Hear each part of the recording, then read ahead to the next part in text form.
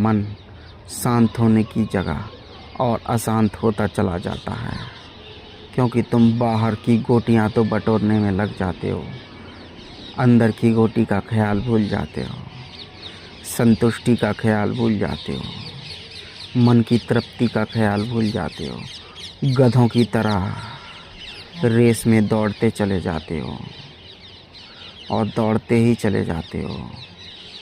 रुकने का तो तुम्हें कोई एहसास नहीं, रुकने की तो तुम्हें कोई सुध नहीं, ठहरने का कोई अनुभव नहीं, ठहराव की शांति तुम्हारे भीतर नहीं।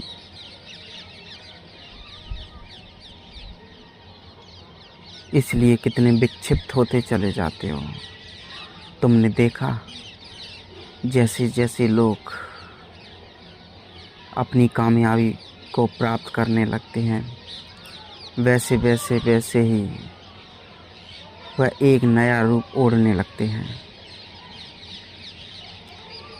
उन्होंने अहंकार की चादर ओढ़ ही रखी थी और कुछ नया करने पर और महा अहंकार की चादर ओढ़ लेते हैं।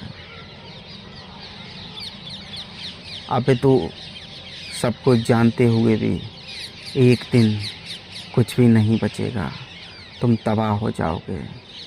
तुम्हारी समस्त बाहरी चीज़ें यहीं पड़ी रह जाएंगी। लेकिन बेवकूफ़ फिर भी ये सोचते हैं कि मुझे लोग याद रखेंगे, मैंने ऐसा किया, मैंने वैसा किया, मैं इतना सफल रहा। आज सिवाय किसी को अपनी सफलता के अलावा किसी के बारे में सोचने तक का टाइम नहीं है, तो तुम्हें कौन याद रखेगा।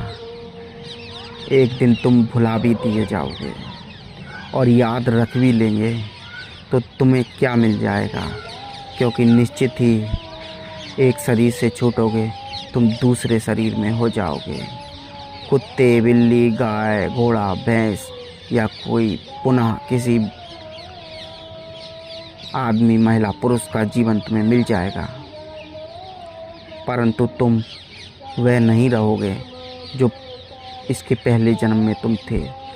तो लोग जो पहले जन्म में तुम थे उन्हें कभी कभी याद करेंगे भी, तो इससे तुम जो पुनः अन्य जन्म में पहुंच जाओगे उसका क्या वास्ता। तुम तो गधे ही हो, तुम गधे बन गए हो।